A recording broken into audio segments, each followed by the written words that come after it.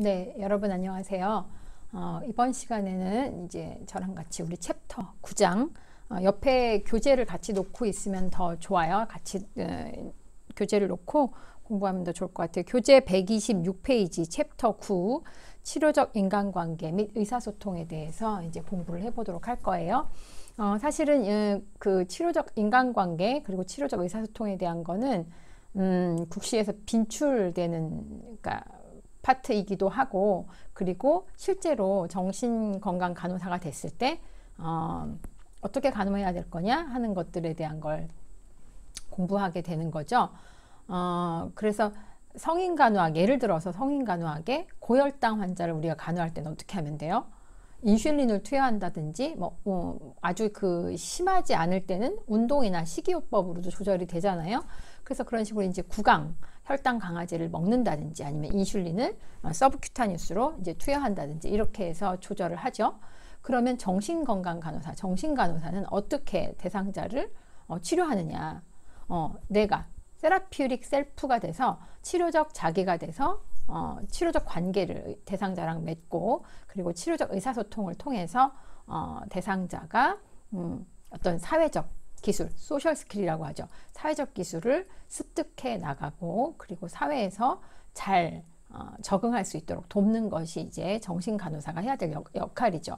그래서 이제 이 치료적 인간관계랑 치료적 의사소통이 이제 중요한 부분이라고 할 수 있겠습니다.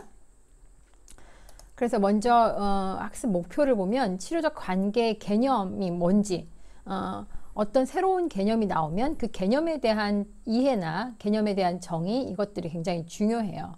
그래서 여러분들이 이제 1학년 때 저랑 같이 심리학을 공부했을 텐데, 그렇지 않은 친구들도 있지만 심리학에서도 새로운 용어나 이렇게 이렇게 처음 나오는 개념들이 이해하는데 좀 시간이 걸리지만 결국은 그걸 바탕으로 해서 이제 학습이 진행되는 거거든요. 마찬가지로 치료적 관계에서는 어떤 것들이 있냐, 치료적 관계의 개념, 정의는 무엇이냐에 대한 걸 좀 살펴볼 거고요. 그리고 그러면 치료적 관계, 사회적 관계가 어떤 차이가 있는지 이런 거를 물어보는 이제 단편적으로 물어볼 때 이제 우리가 단편적으로 물어볼 때 치료적 관계의 특징, 사회적 관계의 특징, 아니면 둘 사이의 차이, 이런 것들을 이제 시험에서 물어보기도 하죠. 그 다음에 이제 그 간호사가 치료적 관계에서 갖추어야 될 여러 가지 요소들이 있어요. 그래서 그런 것들에 대한 것도 우리가 좀 살펴볼 거고, 치료적 관계를 크게 이제 처음에 대상자를 만나고, 그리고 대상자를 만나기 전 단계부터 시작이 되죠. 사실은 대상자를 만나기 전에 대상자에 대한 충분한 이해, 이런 것들을 바탕으로 해서 대상자를 만나서 어떤 작업을 하고 활동을 하고, 그 다음에 종결 단계, 이제 이렇게 쭉 이어지는 그런 치료적 단계에 대한 좀 이해가 필요하고요. 그러면 이런 치료적 의사소통, 치료적 관계를 잘 맺은 다음에는 치료적 의사소통 하는 것을 간호사로부터 이제 배우는 것이 우리 대상자들이 할 수 있도록 해야 되는 거죠. 치료적 의사소통과 비치료적 의사소통이 뭐가 있느냐? 우리가 1학기 때 이제 교양 과목, 전공 기초 과목으로 배울 때는 효과적 의사소통, 비효과적 의사소통 이렇게 배웠을 거예요. 효과적 의사소통은 치료적 의사소통이라고 보시면 되고, 비치료적 의사소통은 우리가 배웠던 비효과적 의사소통으로 보시면 되겠습니다. 그리고 이제 그 언어적 의사소통에는 어떤 것들이 있는지, 비언어적 의사소통은 어떤 것들이 있는지 좀 볼 거고요. 그리고 실제로 임상 대상자들한테 어떻게 치료적 의사소통 기술을 적용할 건지, 이런 것들에 대한 공부를 해보도록 하겠습니다. 자, 먼저 그럼 치료적 관계라고 하는 게 뭐냐? 관계라고 하는 건 우리가 이제 한번 요거 정의를 좀 생각해 볼 필요가 있는데, 사회적 관계, 여러분하고 저하고는 이제 강의실에서 만났다고 하면 여러분하고 저하고는 서로 어떤 정보를 주고받는 관계잖아요. 그런 소셜한 그런 관계, 사회적 관계. 나는 여러분들한테 정보를 제공하고, 여러분들은 제공된 정보를 학습을 하고, 이렇게 서로 상호작용을 하고, 그리고 이제 간단한 일상적인 대화를 이제 안부를 묻는다든지 이렇게 하는 그런 관계가 사회적 관계이죠.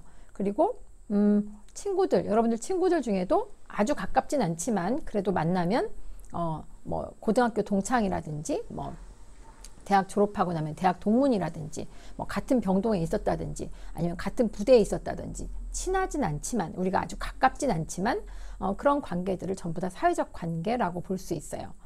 이제 사회적 이런 관계보다 훨씬 더 조금 인티메이트한 관계, 친밀한 관계이죠.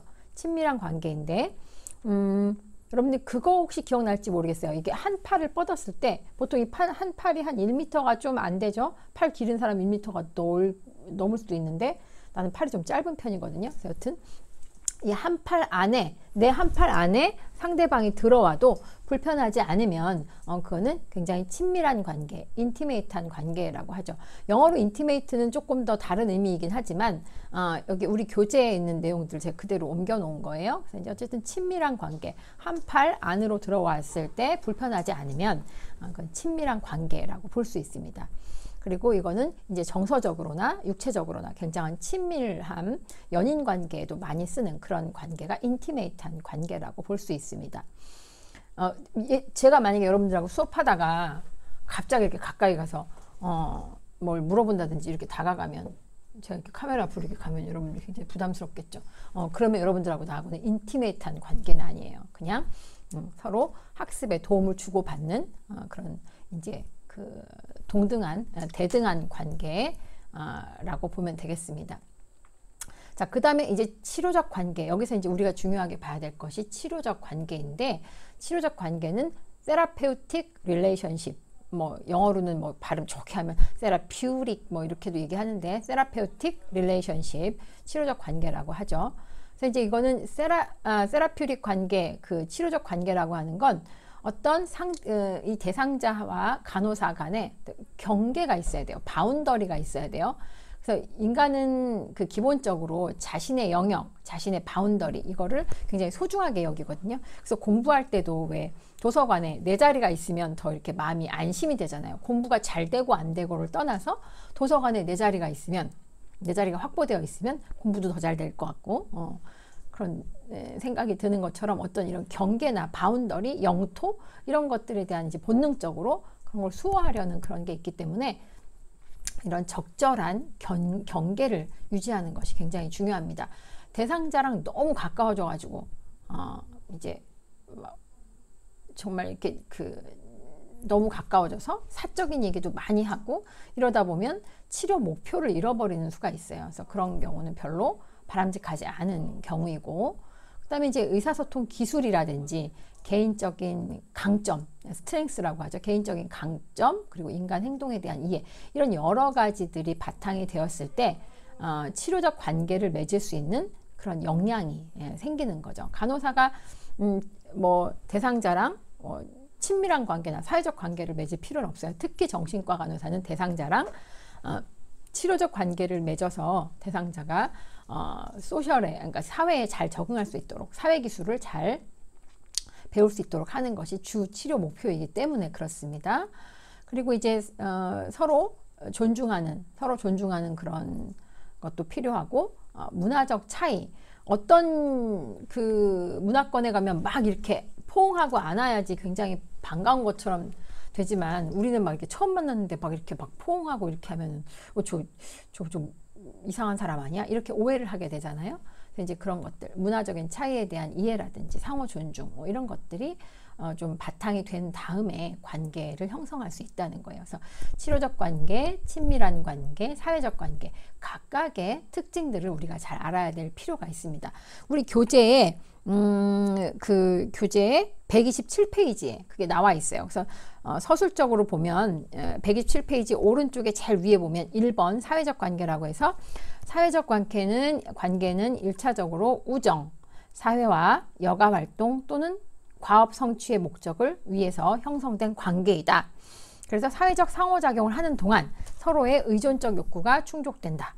그래서 사회적 관계에서는 조언을 하거나 때로는 돈을 빌려줄 수도 있고 직업에 도움을 줄 수도 있고 그런 이제 장점들이, 특징들이 있지만, 사회적 관계에서는 의사소통의 핵심이 뭐예요?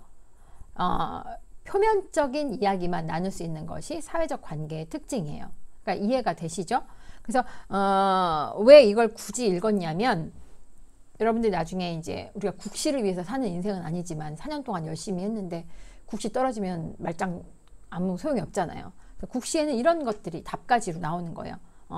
이제 간호사가, 정신건강 간호사가 치료적 관계를 이제 맺기 위해서 여러 가지 조건이 있다. 다음 설명하는 내용 중에 치료적 관계가 해당하지 않는 것은 해놓고 답가지에다가 이런 걸 쓸 수 있죠. 조언을 하거나 때로는 돈을 빌려줄 수 있는 관계다. 그러면 이건 치료적 관계예요? 아니에요?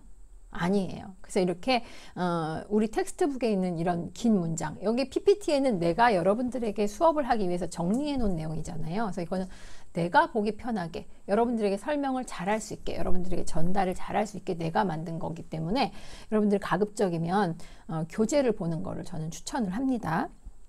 자, 그 다음에 치료적 관계는 우리 책의 127페이지에 보시면 모든 간호행위가 제일 첫 번째 줄에 나오죠.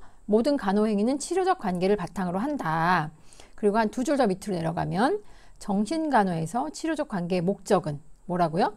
대상자의 효율적인 대처 방법을 알고 문제 해결을 통해서 치료적 목표를 성취하는 것. 이게 치료적 관계의 이제 특징이라고 볼 수 있겠습니다.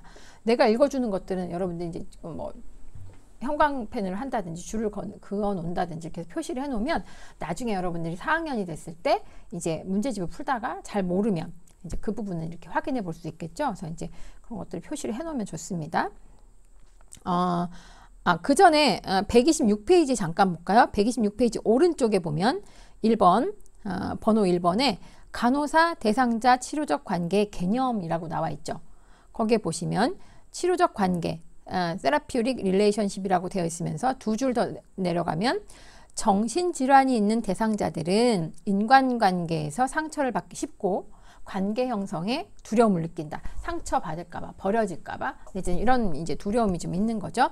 그래서 정신간호사는 대상자의 비밀을 지켜주고 어떤 태도? 일관성 있는 태도. 일관성 있는 태도가 이제 대해줘야 되고요. 그리고 간호사가 안전하고 심리적으로, 여기서 안전하다는 거는 물리적인 안전함도 있지만 심리적인 안전함. 저 양정원 간호사님하고 얘기할 때는 내가 편해서 뭐든지 다 노출할 수 있다. 이렇게 나의 감정을 다 이렇게 풀어놓을 수 있다. 이런 것들이 심리적 안정감이죠. 그래서 안전하게 의지할 수 있고 믿음을 줄 수 있는 사람이다. 이런 것들이 이제 기본적으로 간호사 대상자의 이제 치료적 관계 개념이라고 보시면 되겠습니다. 그래서 이제 여기에 있는 것들이 뭐 그 나머지도 이렇게 여러분들이 쭉 시간이 되면 읽어보면 되는데 그 정도만 여러분들이 텍스트북에서 보시면 될 것 같고요. 127페이지 왼쪽에 아래쪽에 보면 2번 사회적 관계와 치료적 관계의 차이 이렇게 나와 있죠. 그래서 사회적 관계 네 번째 줄에 보면 인간관계는 친밀한 관계, 사회적 관계, 치료적 관계 이렇게 정의할 수 있는데 친밀한 관계는 주로 가족이나 뭐 연인처럼 이렇게 아주 정서적인 유대감, 뭐 육체적인 유대감 이런 것도 아주 끈끈한 그런 것들을 얘기한다고 하면 보통 일상적인 소셜리한 관계는 사회적 관계로 보면 된다. 그리고 치료적 관계는 대상자에게 치료 목표가 있죠. 대상자가 사회와 잘 사회기술 훈련을 할 수 있도록 도와주는 거, 그게 이제 그런 걸 치료 목표로 하는 것이 치료적 관계의 특징이다. 이렇게 보시면 되겠습니다. 어려운 내용은 아니에요. 자, 그러면 이런 치료적 관계를 유지하기 위해서는 대상자, 간호사가 치료적 관계를 유지하기 위해서 그럴 때는 간호사가 대상자는 지금 아픈 사람이죠. 이 사람한테 이제 어떤 걸 해달라고 하기보다 정신 간호사가 이제 중심이 돼서 관계를 이제 처음에는 이끌어 나갈 필요가 있어요. 그래서 정신 간호사는 대상자한테 안전, 심리적 안정, 정서적 안정 두 가지를 다 제공할 필요가 있고, 그리고 대상자의 비밀을 지켜주는 게 굉장히 중요해요. 근데 이 비밀이라고 하는 것이 비밀을 지켜줄 때 뭐든지 내가 다 지켜줄게가 아니라 당신과 당신 주변을 해하는 그런 경우에는 내가 다른 사람에게 도움을 요청할 수 있다라고 말을 해줘야 돼요. 무조건 나한텐 다 얘기해도 돼, 비밀 지켜도 돼, 내가 꼭 지켜줄게 라고 말하는 건 치료자로서 좋은 상담이 될 수가 없습니다. 비밀이라고 하는 건 반드시 대상자와 대상자분의 주변에 있는 분들이 해가 될 경우에는 나도 비밀을 지키지 않을 수 있다는 걸 초기 상담할 때 반드시 알려주어야 합니다. 그리고 이제 일관성 있는 태도로 대상자를 대해줘야 되고요. 믿을 수 있는 그런 신뢰감을 갖도록 하는 것이 제일 중요한 첫 번째 단계라고 보시면 되겠습니다. 그래서 여기 보면 치료적 자기 이용이라고 되어 있죠. Therapeutic use of self라고 되어 있는데 간호사가 치료제가 되는 거예요. 아까 얘기했던 것처럼 고혈당을 가진 대상자한테는 경구용 혈당 강화제라든지 인슐린, 서브큐타니스라는 그런 인슐린, RI라든지 NPH라든지 이런 것들을 통해서 치료를 하잖아요. 정신건강에 문제가 있는 대상자를 치료할 때는 내가 치료적 도구가 되는 거예요. 그래서 관계를 형성하고 간호중재를 할 때 의식적으로 대상자를 완전히 수용하고 이해하고 그리고 이제 대상자의 그런 성격적인 특성이나 이런 것들을 충분히 수용할 수 있는 그런 능력, 그걸 할 수 있는 것이 이제 치료적 자기를 이용한다라고 얘기합니다. 그래서 치료적 자기를 이용하기 위해서 간호사가 내가 치료적 도구가 되기 위해서, 여기서 도구라고 하는 건 나쁜 의미의 도구가 아니에요. 어떤 더 나은 목표를 달성하기 위한 그런 좋은 목적으로 하면 치료약 같은 거예요. 내가 약물이 되는 거예요. 내가 약이 되는 거죠. 이제 그 다른 메디컬 프로블럼으로 본다고 하면, 그래서 치료적 자기 이용을 하기 위해서 간호사가 자기 인식, 자기 이해 수준이 높아야 돼요. 내가 왜 이런 행동을 하는지 나도 잘 이해 못하고 내가 누군지도 잘 모르는데 누구를, 다른 사람을 치료할 수 있겠어요? 다른 사람에게 모범이 되거나 의사소통이 모범이 되거나 관계 형성에 모범이 되는 건 좀 어렵겠죠? 그래서 간호사의 자기 인식이나 자기 이해 수준이 굉장히 높아야 된다. 정신간호사의 특징이죠. 제가 앞선 수업에서 말했던 것처럼 이제 여러분들 간호사 라이센스를 가지고 나서 1년의 수련 과정, 이제 850시간 이상의 실습과 이제 이론 이제 과목을 1년 동안 이수를 하면 정신건강 간호사 시험을 볼 수 있어요. 그래서 이제 저나 정한승 교수님이나 한세희 교수님, 백혜수 교수님 전부 다 그런 자격을 가지고 있는 사람들이죠.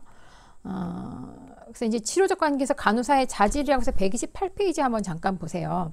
치료적 관계에서 간호사의 자질이 거기 1번 자기인식과 신뢰감, 129페이지 2번 짝가로 2번 신뢰감, 3번 존중, 4번 진실성, 5번 공감 능력, 130페이지 보는 거예요. 130페이지 5번 공감 능력, 6번 역할 모델, 7번 윤리감과 책임감. 이것이 이제 치료적 관계를 형성하는 데 있어서 대상자의 대상자를 치료적으로 목표를 끌어올리기 위해서 갖게 되는 간호사의 기본 자질이라고 보시면 되겠습니다. 자, 그래서 이 사회적 관계에서는 아까도 말했던 것처럼 우리 책에서 봤던 내용이죠. 1차적으로 우정, 사회와 여가 활동 이런 것들 이제 관계로 볼 수 있고, 치료적 관계는 이러한 목적을 가지고, 그리고 간호사가 의사소통 기술, 인간 행동에 대한 이해, 개인의 감정 이런 것들을 최대화 해가지고 대상자가 이제 잘 적응할 수 있도록 하는 것이 이제 필요한 거죠. 주로 정신간호사는 모호하게 얘기하면 대상자가 받아들이는 의미를 가지고 다르게 해석을 할 수 있기 때문에 굉장히 명확한 용어, 명확한 언어를 사용해서 이게 기본적으로 잘 이해할 수 있도록 도와주는 것이 또 필요합니다. 치료적 인간관계를 형성할 때, 치료적 인간관계가 잘 이루어졌을 때 대상자한테는 대상자와 간호사 사이에 어떤 변화가 일어나느냐, 여기 보시면 빨간색으로 표시났죠. 왜 이렇게 빨갛게 해놨겠어요? 중요하니까 해놨겠죠.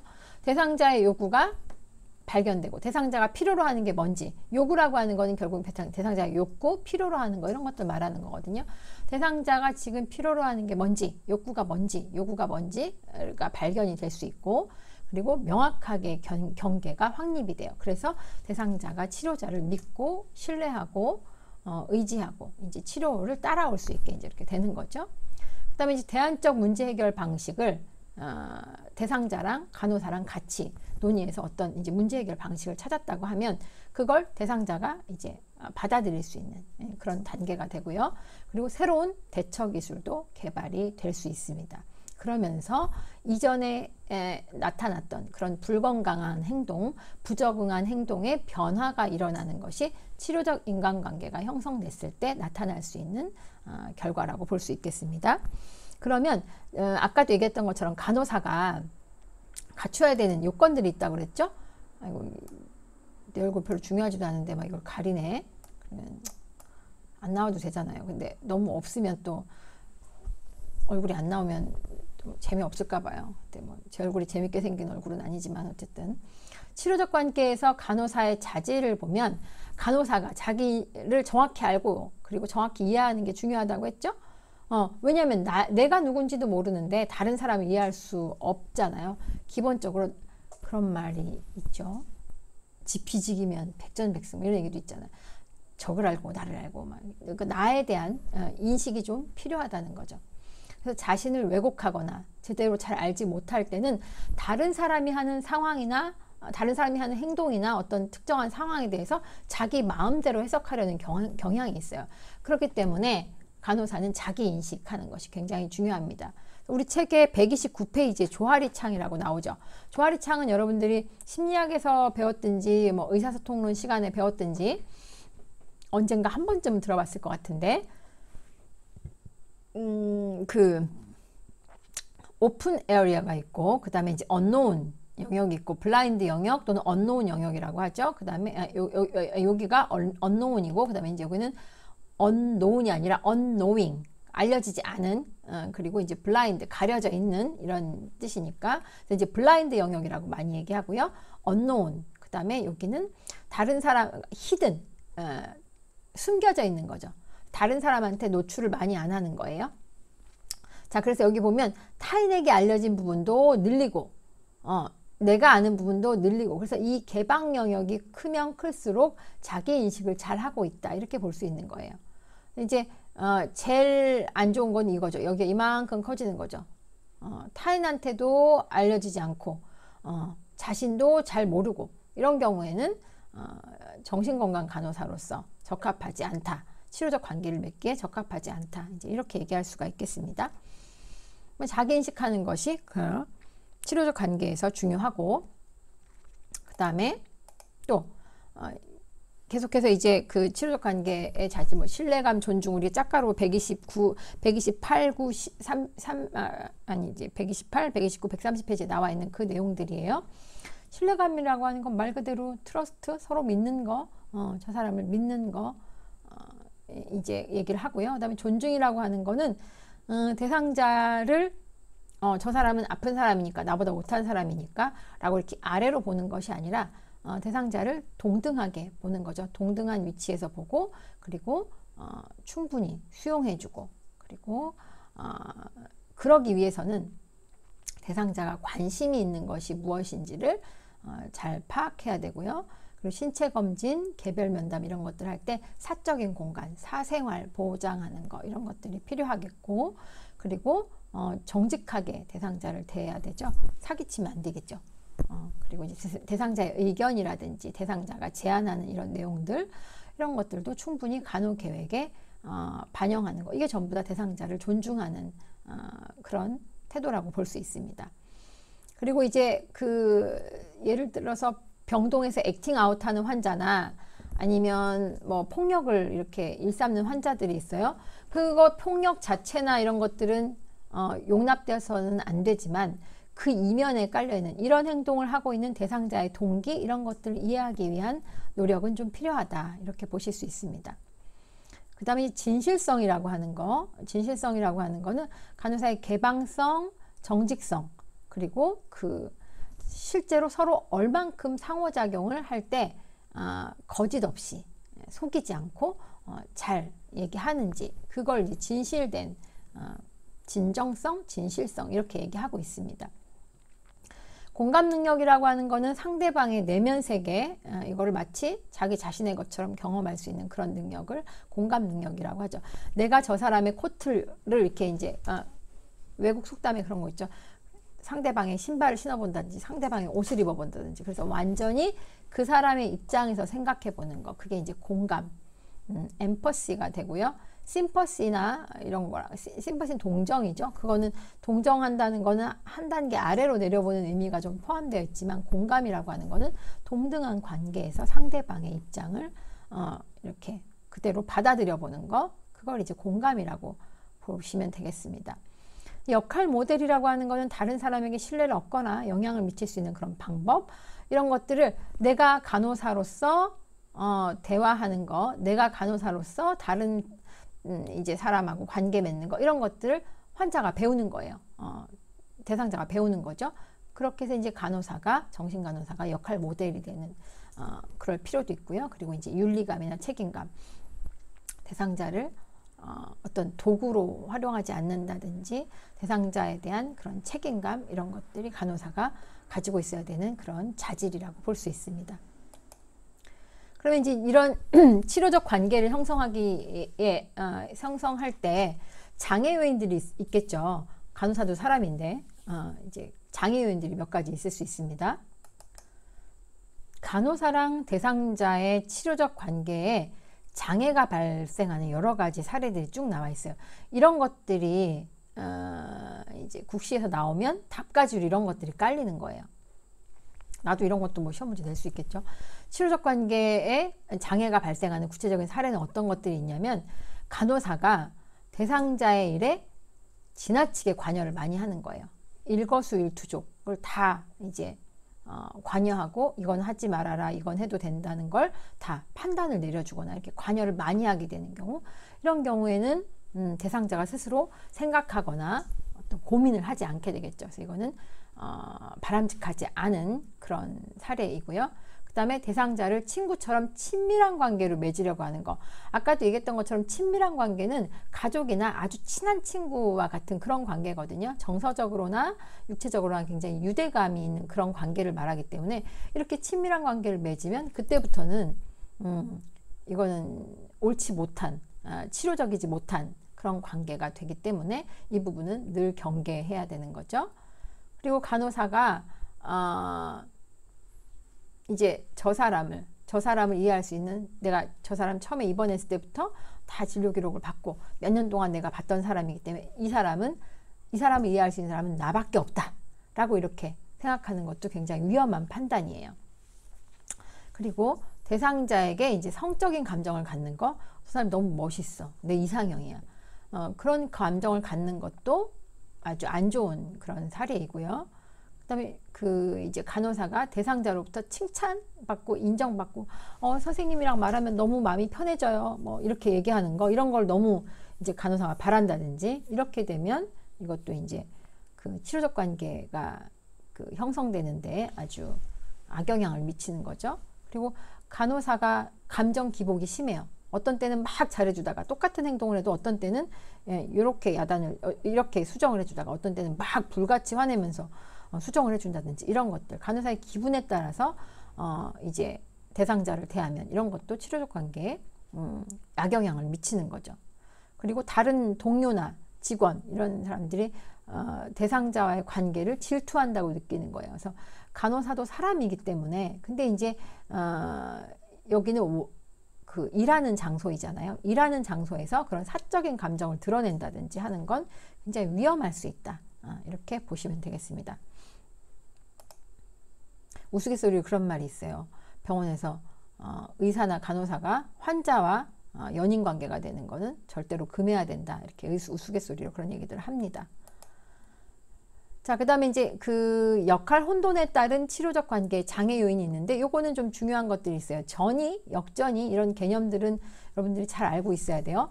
전이라고 하는 건 대상자가 자신의 과거의 어떤 중요한 인물에게 나타났던 그런 행동이나 정서적 반응, 이런 것들을 간호사한테 옮겨오는 거예요. 그게 전이에요.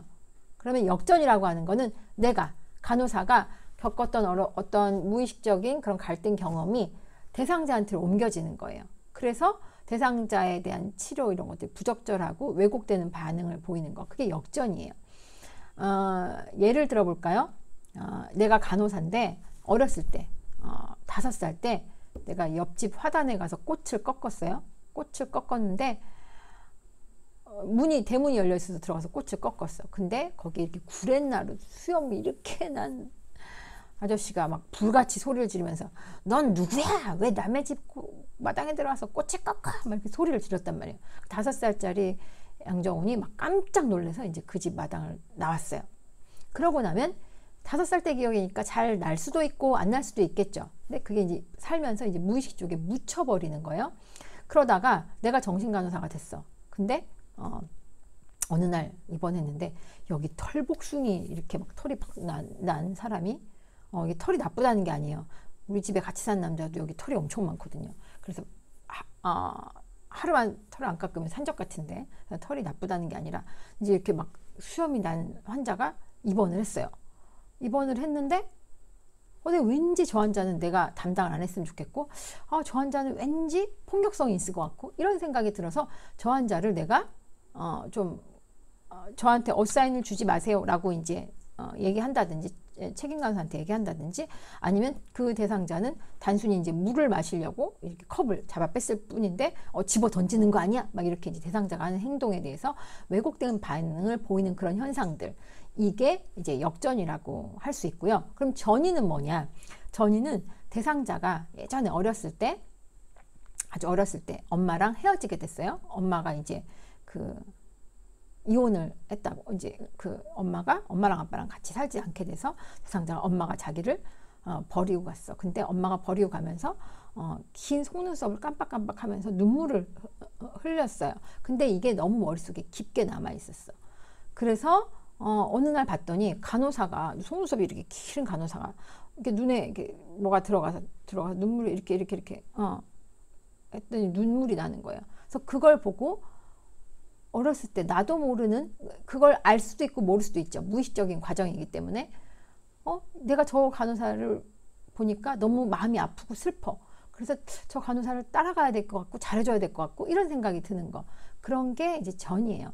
대상자가 자신에게 어떤 중요한 이제 인물에게 나타났던 그런 행동 양상, 정서적 반응이 이렇게 옮겨가는 그런 것들이 전이라고 볼 수 있습니다. 그래서 전이와 역전이, 이거는 개념과 예시 두 가지가 다 중요하기 때문에 잘 기억을 하셔야 됩니다.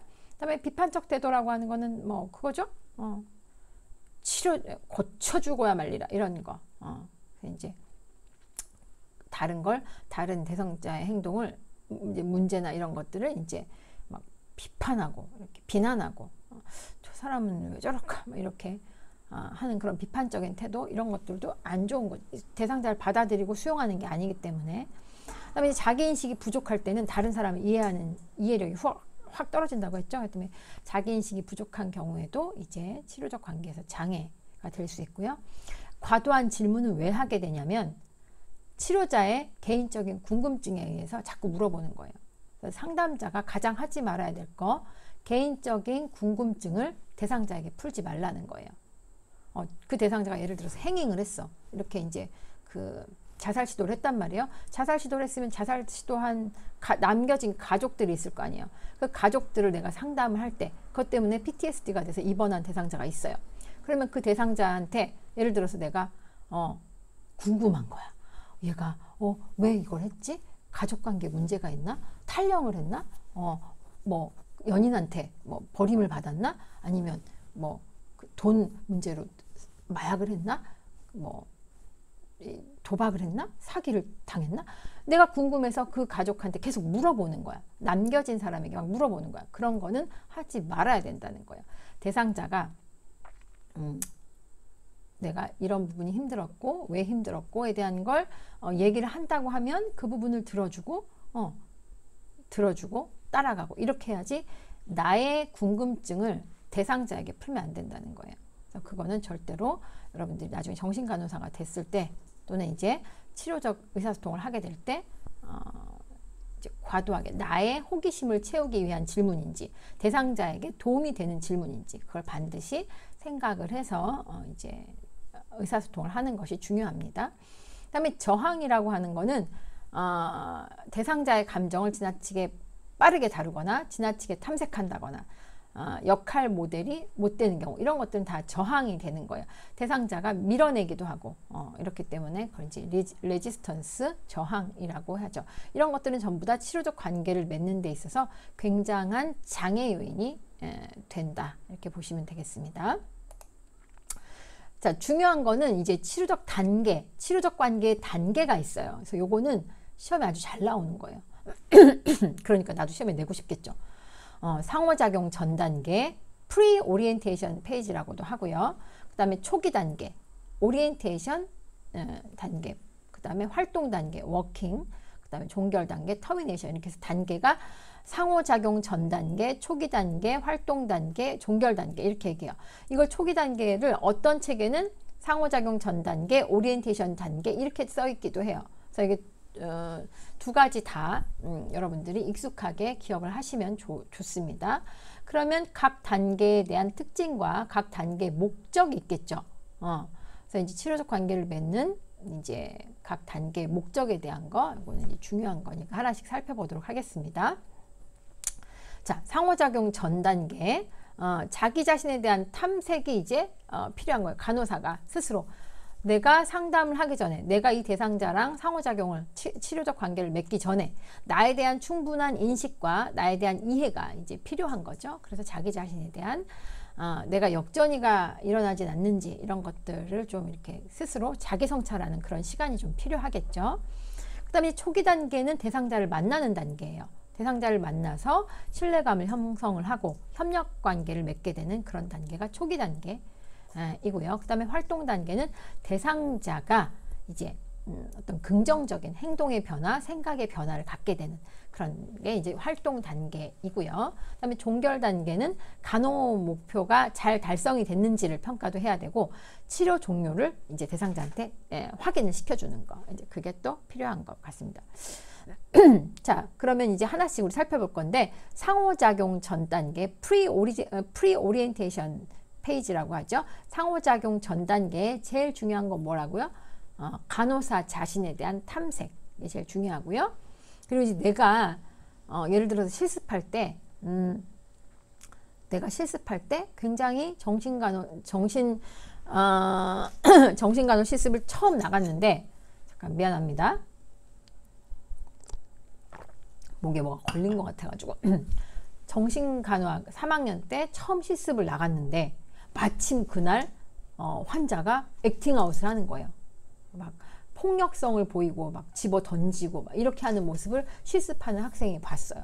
그러면 이 학생은 나중에 정신간호사가 이제 발령을 받아서 정신과 병동에 갔는데 두려움이 생길 수가 있겠죠. 본인이 처음 경험했던 건 처음 실습을 나갔는데 대상자가 액팅아웃 하는 걸 봤어.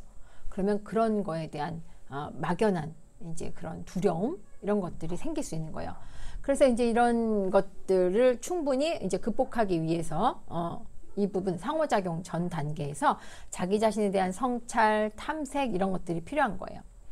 그래서 이제 자기 자신에 대한 두려움이 있고 대상자에 대한 두려움이 있으면 치료적 관계를 형성하는데 굉장히 어렵습니다. 그래서 자기 분석을 하고 어떤 합리적이고 이제 안정적인 자기 개념, 자기 존중감 이런 것들을 이제 그 자기 성찰을 통해서 이제 높일 필요가 있는 거죠. 대상자에 대한 또 하나 중요한 거, 자기 자신에 대한 탐색도 중요하지만 대상자에 대한 탐색도 상호작용 전 단계에서 중요한 거예요. 상호작용 전 단계에 두 가지 중요한 게 있다. 그럼 첫 번째는 뭐냐? 자신에 대한 성찰, 탐색, 그리고 대상자에 대한 자료 수집, 탐색이에요. 그래서 이 사람이 연령은 어떻게 되는지, 가족 관계는 어떻게 되는지, 이 사람에 대한 계획, 이런 것들, 치료 계획들을 한번 쭉 이제 살펴보는 거예요. 왜 병원에 오게 됐는지 이런 내용들을 쭉 살펴보는 거예요. 대상자에 대한 자료를 충분히 수집하는 단계, 이게 상호작용 전 단계. 환자를 만나기 전에, 대상자를 만나기 전에 간호사가 해야 되는 단계입니다. 자, 그 다음에 이제 그 초기 단계, 오리엔테이션 단계이죠. 초기 단계에서는 제일 중요한 게 뭐라고요? 대상자랑 신뢰감을 형성해서, 신뢰감을 형성하고 라포를 형성해서 그래야 서로 이제 믿고 의지하면서 자기 내면에 있는 그런 어려움이라든지 해결되지 않은 무의식적 갈등을 대상자가 간호사한테 이제 표출을 하겠죠. 그래서 이제 초기 단계 목적은 그런 것들이 있습니다. 그리고 이제 이 시기에 간호사가 수행해야 되는 여러 가지 이제 내용들이 있는데 하나씩 살펴보면 처음 대면 시 서로 소개를 하고 인사를 하는 거예요. 그리고 이때 치료 계획을 이제 쭉 우리가 몇 번 만날 거고 한 번 만날 때 몇 분 정도 상담을 할 거고 뭐 이런 기간들 이런 것들에 대한 쭉 이야기를 하는 것이 좋습니다. 대상자와 의사소통하는 거에 흥미가 이제 있어야 되고요. 기본적으로 저처럼 대상자를 만나서 이야기하는 걸 좋아하는 사람이 아무래도 이런 걸 할 가능성이 높겠죠. 제가 이제 그 처음에 이제 신생아 중환자실에 이제 그 PRN을 가고 근무를 하고 할 때 그때 힘들었던 게 얘네는 말을 할 수가 없잖아요. 저처럼 말하는 거 좋아하는 사람이 말을 할 수가 없어서 얘네한테 그냥 얘네가 듣거나 말거나 계속 이제 얘기하고 막 이랬던 기억이 나요. 그러니까 이제 그 같이 일하는 동료 간호사가 뭐 이렇게 맨날 중얼거려? 이제 이렇게 말했던 적도 있어요. 여튼 그래서 이제 그 대상자와 의사소통하는 거에 흥미가 있어야 돼요. 그렇지 않은 친구들은 본인이 이런 걸 좋아하지 않는 친구들은 수술실이나 중환자실 환자를 가급적이면 좀 덜 만날 수 있는 그런 쪽을 생각해 보는 것, 자기 진로를 생각할 때 그런 걸 염두에 둘 필요가 있습니다. 그리고 대상자의 질문이나 위급한 문제 이런 거를 내가 먼저 착 중간에 끊고 들어가서 얘기하지 않아야 되고요.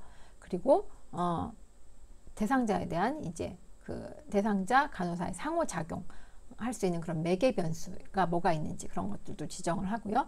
그리고 문제를 발견하고 이 문제를 해결하기 위한 목표, 최종 목표가 있겠죠. 그럼 목표를 설정을 한 다음에 이 목표를 해결하기 위한 방법, 중재 방법들, 계획을 세우는 것이 전부 다 초기 단계에 할 수 있는 일입니다.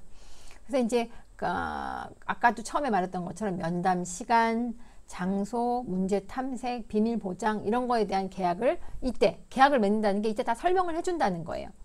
그리고 만약에 이제 이게 입원 환자일 경우에도 그렇지만 외래를 방문하는 그런 환자나 상담실을 이제 지역사회 센터 같은 데는 환자들이 지역사회 센터, 정신건강복지센터 같은 데 이제 그런데 오면 거기서는 이제 그 환자 면담 시간, 장소 이런 것들 다 알려줘야 되잖아요. 그래서 그리고 그런 것들에 대한 걸 충분히 다 설명을 해 주는 것이 초기 단계에 하는 일이에요. 그래서 이게 끝날 때 하는 게 아니라 대상자한테 전반적인 치료 현황이 치료 타임테이블이 이렇게 될 거다라고 알려주는 것도 초기 단계에 해야 되는 중요한 일 중에 하나입니다. 이제 좀 전에 얘기했던 상호작용 전 단계와 초기 단계 두 개의 차이점 여러분들이 잘 이해했을 거라고 믿고 자, 그 다음 이제 넘어가 보도록 하겠습니다. 자, 아이고, 하나 더 있네요. 초기 단계가 한 개 더 있었어요. 초기 단계. 그래서 면담 시간, 장소, 문제 탐색, 비밀 보장에 대한 계약을 하는데 아까도 얘기했던 것처럼 비밀 보장을 할 때 내가 양정훈 님이 얘기하는 거 다 들어줄게요. 나한테 다 털어놓으셔도 돼요. 내가 비밀을 절대 엄수할게요. 라고 말하면 된다고 안 된다고? 안 된다고요. 양정훈님을 해하거나 양정훈님이 있는 주변 사람을 해하는 일이 발생되는 그런 상황이라면 그건 다른 사람에게 도움을 요청해야 되기 때문에 내가 그때는 비밀을 유지하지 못할 수도 있다 라고 얘기를 해주는 것이 중요합니다. 그래서 대상자가 그럼 얘기 안 할 수도 있겠죠. 숨기고 싶은 게 있으면 얘기 안 하고 싶을 수도 있겠죠. 그렇다고 하더라도 초기에 그런 걸 명확히 해서 그리고 충분히 신뢰관계가 더 형성이 된다면 그런 다음에는 대상자가 감수를 하고 얘기하겠죠. 이게 이 사람이 비밀을 지켜주겠지만 나한테 해가 되는 거, 주변에 해가 되는 거가 있으면 비밀을 못 지킬 수도 있겠구나 라는 걸 받아들여서 충분히 신뢰관계가 형성이 된 다음에는 다 꺼낼 수가 있겠어요. 시간이 좀 더 걸리더라도 이걸 충분히 이제 알려줘야 된다는 거죠. 그리고 이제 여기에 특히 조현병 환자, 알코올 중독 환자 이런 대상자들은 면담 시간이나 이런 것들을 간호사가 잘 지키지 않는 것에 대해서 흥분을 많이 하고 분노하고 액팅아웃, 행동화하게 돼요. 왜 나한테 오늘 2시에 상담하자고 했는데 왜 2시 10분이 됐는데도 안 오는 거예요? 왜 이렇게 늦게 왔어요? 막 이렇게 화가 날 수도 있어요. 그러면 대상자한테 반드시 그 전에 고지를 해줘야 돼요. 이 사람들은 계획된 걸 벗어나는 거, 우리가 이제 계획이라고 하는 건 조금 바뀔 수도 있고, 계획을 세우는 이유는 뭐예요? 변화된 계획을 세우는 이유는 계획을 잘 바꿀 수 있게 하기 위해서 계획을 세우는 거예요. 계획대로 하기 위해서 하는 것도 있지만 변수를 줄이기 위해서, 이제 그런 변수를 줄이기 위해서 계획을 세우는 거지, 그대로 반드시 그대로 해야 된다 이렇게 생각하면 굉장히 사고가 뭐라고 그래야 돼, 콘크리트하게 이제 경직되어 있다고 할 수 있죠. 그래서 계획은 바뀔 수도 있고 바뀔 수 있는 것에 대해, 그렇다고 뭐 수시로 일관성 없이 하라는 이야기가 아니라 그런 것들 이제 일관성 좀 보여주고, 그리고 이제 존중하는 태도, 이런 것들이 이제 필요하다는 얘기입니다. 그 다음에 이제 대상자가 본인이 변하고 싶고 또는 변하고 싶지 않고 지금 현재에 머물고 싶기도 하고, 두 가지가 앰비발런트 하거든요, 항상. 그래서 대상자가 가지고 있는 그런 양가 감정이 뭐가 있는지, 이런 것들을 충분히 탐색을 해봐야 되고요. 그리고 간호사는 나는 당신에게 도움을 줄 수 있는 전문가입니다 라고 하는 권위가 있어야 돼요. 그래서 권위가 대상자 위에 이렇게 올라서는 그런 권위가 아니라, 나는 당신이 나를 믿고 의지하고 도움을 줄 수 있는 사람입니다, 나는 전문가입니다 라고 하는 권위가 있어야 한다는 거예요. 내가 여러분들한테 선생으로서 이제 권위가 있어야 되겠죠. 여러분들 이제 개인적으로 이제 만나거나 아니면 이제 지도학생들 상담할 때는 굉장히 이제 편하게 얘기해요. 그렇지만 내가 수업 시간에 이거 나도 잘 모르겠는데, 이거 나도 잘 몰라, 이렇게 내가 얘기한다고 하면 나에 대한 내가 가르치는 내용들이 신뢰가 가지 않겠죠. 그래서 간호사는 그런 전문 지식이나 이런 것들을 통해서 의사소통 기술, 뭐 설득 기술, 뭐 규칙을 조정하는 능력, 이런 것들을 통해서 전체적으로 조절할 수 있는 그런 능력, 권위가 있어야 돼요. 내가 여러분들한테 수업 시간은 1시간은 50분이고 이거에 대한 것들을 정확하게 고지하고, 오늘은 어디까지 공부할 거고 어떤 내용을 공부할 거고, 이런 걸 시작하고 공부하면 여러분들이 거기까지는 기다릴 수 있지만, 내가 그걸 하지 않고 이제 내 맘대로 들쭉날쭉 한다고 하면 여러분들이 나에 대한 신뢰가 어떻겠어요? 초 선생은 뭘 가르치는 거지? 이런 생각을 할 수 있거든요. 그래서 마찬가지로 선생이나 간호사나 내가 해보니까 비슷한 것 같아요.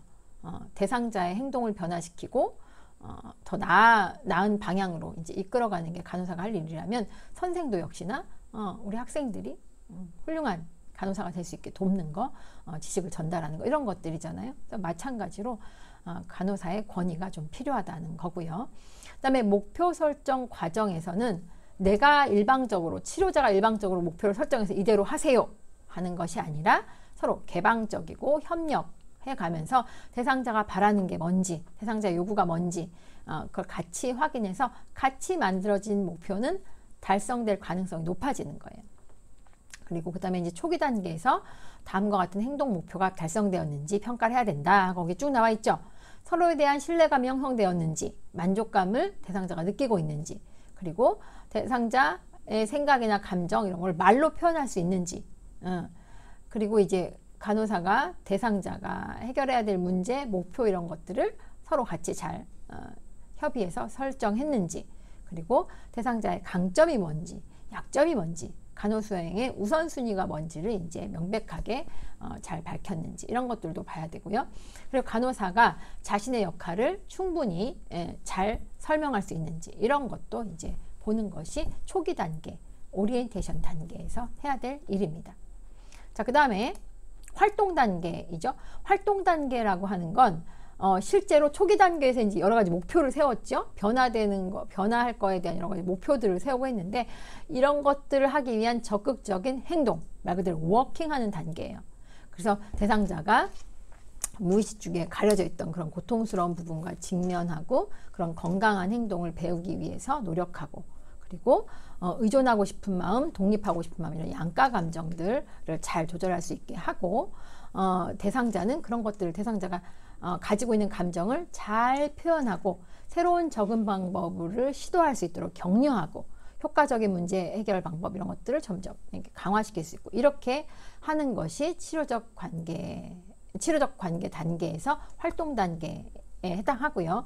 이때 이제 저항이 발생할 수 있어요. 대상자가 약물을 이제 먹었다 끊었다 막 이렇게 하면서 정신과 증상이 재발이 잦아요. 막 환청이 들린다든지 이렇게 되면 저항이 되겠죠. 치료자의 치료 행위가 잘 먹히지 않고 또 자살 여러 번 시도한다든지 이런 것들, 식욕 부진, 체중 증가, 이런 것들이 전부 다 대상자가 치료가 잘 받아들여지지 않는 저항에 해당하는 그런 행동이라고 볼 수 있겠습니다. 잠깐 쉬었다 할게요.